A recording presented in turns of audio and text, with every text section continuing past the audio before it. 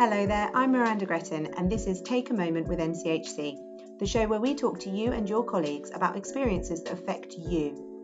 Listen on your drive between patients or in your downtime, whenever you get the chance to take a moment. Hi, I'm Stephen, Chief Exec at NCH&C.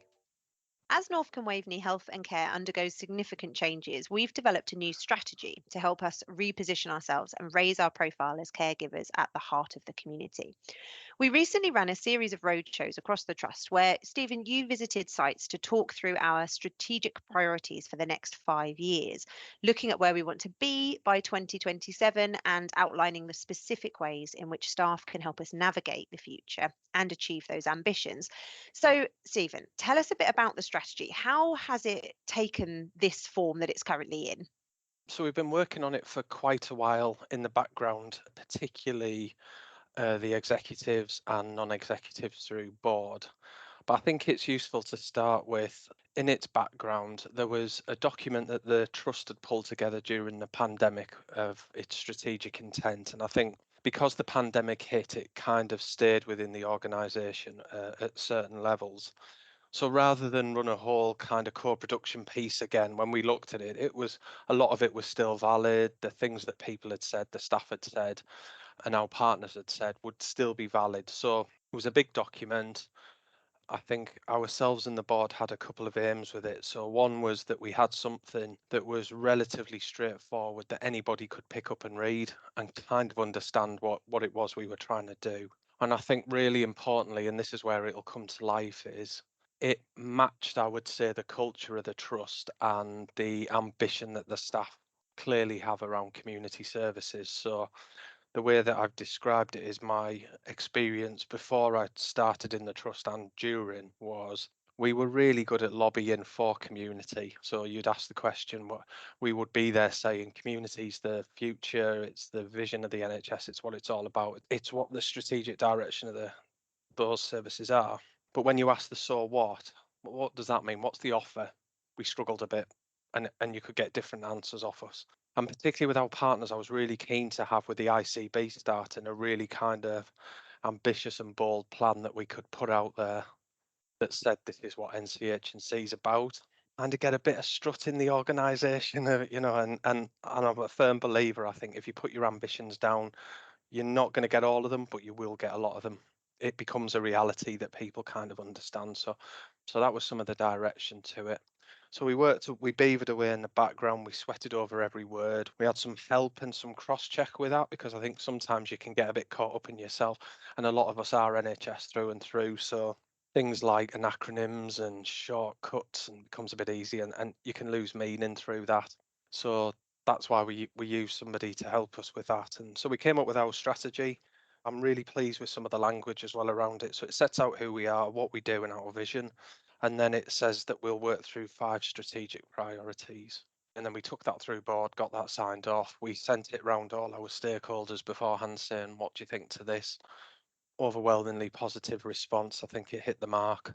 So then, yeah, that led us to, right, we really need to engage with this now. And really this will become driving some of the mechanics of the trust. So some of our risk management processes, our performance reports, everything will start to be driven through the lens of this strategy. Because if we deliver that, we know we're going to be delivering really excellent community care. What I love about it is that you've got the 5 priorities, which, for anyone who doesn't know, are deepening our integration with partners, attracting and developing brilliant and fulfilled teams, continually improving standards of excellence, advancing our use of data and technology, and being a future focused organization. So you've got those sort of high levels, but then as you delve down into it, you've then got underneath that the outcomes that we're working towards and the key commitments, which is fine, but it can, like you've said, be a bit of a strapline. This is just something that we're going to do. But then what you've got is another layer to this, which is how can you help? So this is how can the organization get involved? And there are questions that have been asked, so for example, deepening our integration with partners. One of the questions is, who are the partners you currently work with and what could you make more of as a team? So it's encouraging staff to really think about it. And that's what those roadshows were about, wasn't it? It's taking those questions out to people so you can have a face-to-face conversation. How did you feel about the roadshows? The turnout, was it good? Were people engaged? So the engagement was really good. We did a mixture. So we did some virtual, we did some in person, we did some out of hours and we did some at weekends. So the turnout varied across it. So some we had a lot, others we had less so, as you'd expect. I think there was a slight difference in the ones that were online to the ones that were in person, because obviously in person people tend to bounce off each other a little bit more. We all know Teams is useful, but it's a bit transactional, so it tended to be me with a couple of people. But I think what was really interesting was that you got a general reaction to it, which again was, I would say, in the main positive. There were some bits where what came through to me is we've got some services, too, that I'll think of as learning disabilities and children's, who at times will feel like they are really close to the trust and other times feel like they're not quite as close, so they're a bit further out. Does the trust understand them? And so I think that came through for us. So there's something about how we take this strategy forward and work with them to make it particular to them. There was a really pleasing bit in nearly all of them. Everybody mentioned accessibility. Could this be read? So the whole thing about people just having that in their mindset, that was really positive. And then what comes through is just the complexity of what we do. I know it's common sense, but there's so many services. And like you say, when you ask them to think about who is it you interact with, who's really important to you as a partner, there's obviously a lot of commonality, but there's also a lot of difference, and there's a lot of other organisations that you may not think through. So that was really important. And then it's interesting because most of them did theme. There was a lot of themes that came out. So even though you were doing it with very different groups of people and very different professions and backgrounds and places across the county, there was a lot of themes that just kept coming up and up and up. So that's the bit that we're having a look at. And I think, like you say in the thing, one of the things that we've now got to take it forward, I think the two bits for me are, so how do we feed back to people as we're doing this? And we'll do that as a regular. That was one thing. Because I think there was a little bit of feedback is we may have done that previously and we do it once and then we put it on the shelf, stop, think about it. I'll give a shout out to the comms team, because one of the things with the booklet was I like the way it did ask questions, because usually I think what we've been desperate to do with this, and the reason we did the kind of roadshows, if you like, was to get a conversation going. I didn't want it to be just a document that you saw and went, oh yeah, that's up on the wall, tick, and not really think it through what it would mean for you. So I love doing them. For me, it was the richness of the conversation, and I don't think we can do enough of that. So that was another learning I had. It was interesting that a lot of people fed back that, and it's natural because it's been the pandemic, is they've missed that kind of personal engagement where you can really get into some detail on some things, and then other times you're at really high level. I think we'll keep doing it. I think we'll do regular sessions throughout the years of the strategy where we keep touching point and telling people how we're doing and what's going on. And these things may change over time. That we'll have I was looking at the news yesterday, we'll have an election cycle that might bring about change. So the environment's always changing. We've got different things to think about, but generally I think we're on the right lines with it. I think that's all people ever really want to know is if you're contributing to something that you have been listened to and heard. And we've spoken about this before on Yeah. other podcasts that people just want to feel heard, and to know that some action is happening off the back of what they have fed back. I mean, you mentioned those themes. Are you able to share with us some of the themes Yeah. that did come out of it? Yeah, there was some so a big one was we love the ambition. We have heard some of this before. So what's going to be different this time? That was a fair one, particularly when we were talking about the role that community services will play in the health service. Probably as long as I've been involved in community services, which goes back a long time prior to Norfolk, that's always been a mantra, but we've never quite managed to take that left shift, if you like, to move it to there. So we got into some of that. I think some of that is moving and aligning, and that was good because we were able to point to some things that people might not quite come across in their day-to-day job or might just hear about, and then when you sit and explain it, they go, "Oh right, oh well, I didn't quite know it was like that," and that's a positive sign. So we were talking things like virtual wards that we were seen as a lead for, so we got 2 million for that. So that was a good thing to point to. Workforce was an obvious one, and I would sum that up as a love the ambition, but it is really difficult out here. So how can I think about that when I'm dealing with what I'm dealing with today? And that was a really good discussion, because the thing is with a strategy, it is by nature a vision and it's forward looking. And when you are in a really busy service dealing with a lot of pressure, that is hard to do well, how are we going to get to there if we can't even do that now? But that did lead to, in every case, that led into a conversation around Two things I would say. One is our workforce structure. So particularly for a lot of professions and a lot of areas, they raise the issue of we can be quite flat, and unless you want to move into a managerial role, you may be limited in that. So there was a question there about that we're thinking through about, would the pyramid shift up, if you like, so you'd still have fewer, there may be at more clinical specialist level, but overall the workforce will not grow significantly, and we have to think about different ways of doing the work that we've got. And that really led into the other one, and this one tended to get more of the excitement I was going. And there was, I'd give a big shout out to the session I did at North Walsham, because we had a really good mix there, ward staff and community staff and admin staff, and we tended to get into a big discussion there about digital.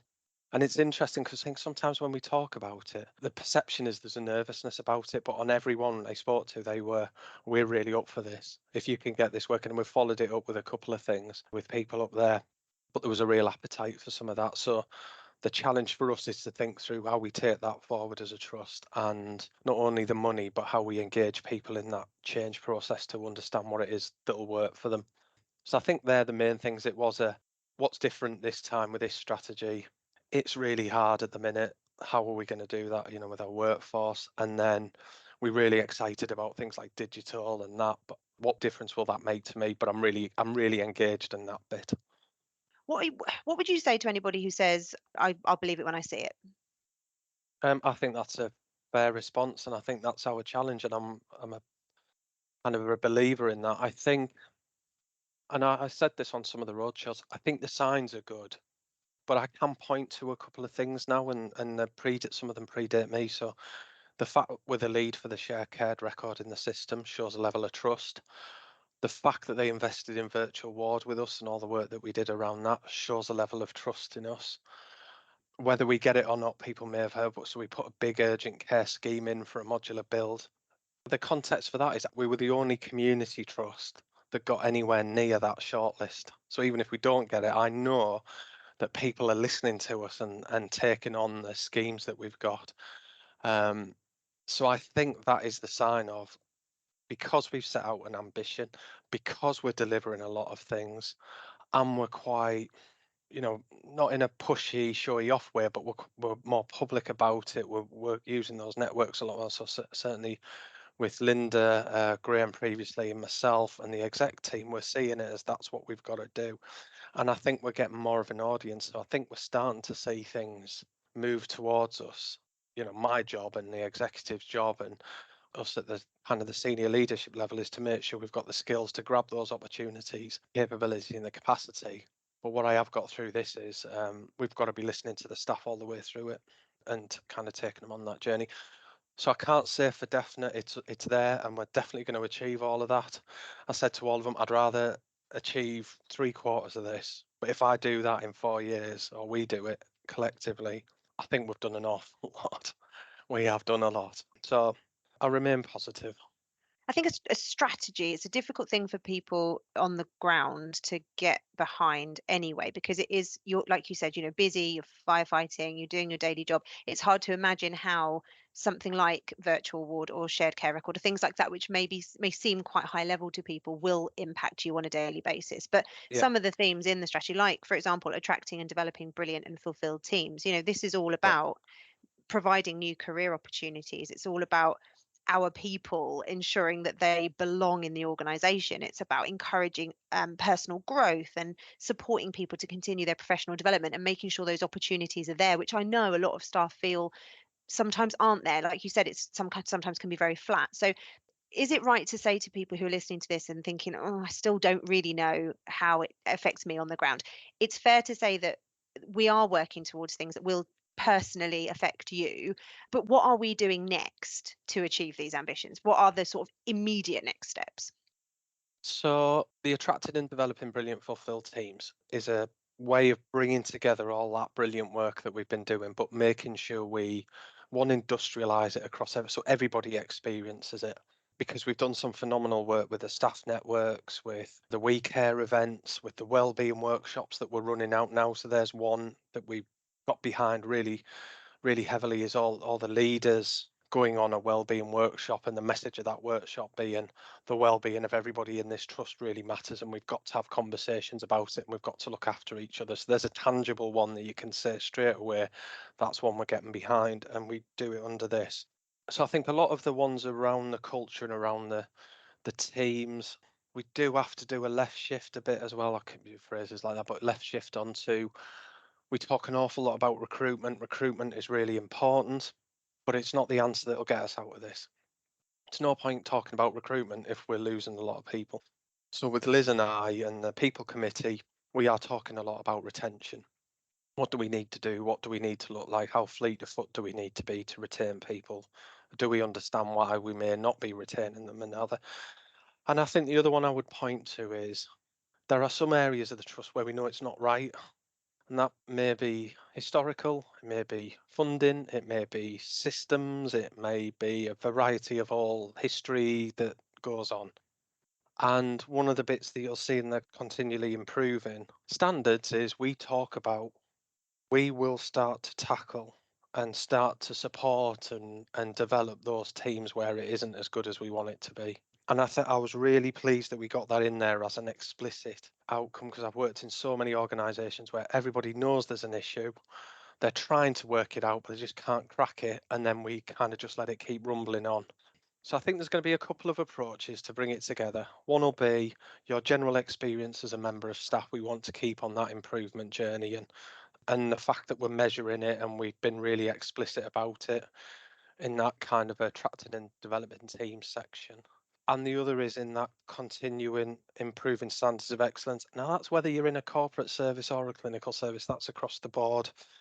And feeling safe in your work, able to say if you think something needs to improve or not. But then what I think will come through is those bigger projects, those bigger service changes that we're thinking of, they will then start to impact through 4 or 5 years that we're doing the strategy. Some immediate things I talked through. So big one was the modular build, because the big bit of feedback is one of the bits we need to do is refresh our estate strategy. But we've also had a lot of feedback from staff. I did it on the roadshows. We'd heard it. That's why it was in the strategy, was around discharge is a significant problem to the system, and we need to find a way of breaking the cycle that we're in. A lot of deconditioned patients in our wards and also in our acutes. The modular build's a big one. There's work around how we deliver unplanned and planned care. Laura and Rob are working through that, because we've seen different outcomes. One of the challenges we've got as a trust like ours is we can have quite different results in different places. And I don't think we can quite explain why you get that. And some of it's historical funding, where services have been set up. We've got to start tackling that. I've said that since I've been here. I couldn't, I know it was historical, but we've had long enough where it's an ICB, not the CCGs. We need to move at that. Virtual ward obviously lays into that with technology, and then we're trying. One of the bits in the strategy is around how we can build on our integration with the council. So Laura, Rob, the operational directors, work both for the council and for us.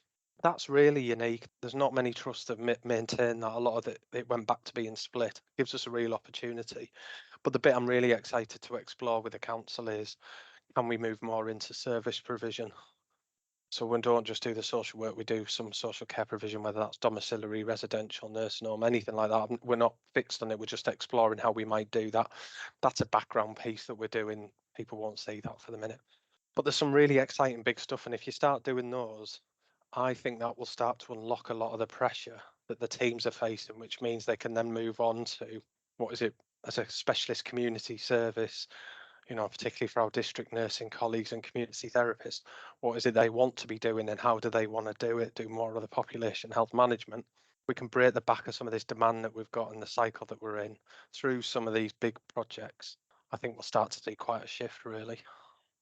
Are you open to people contacting you if they've got any Yeah. questions?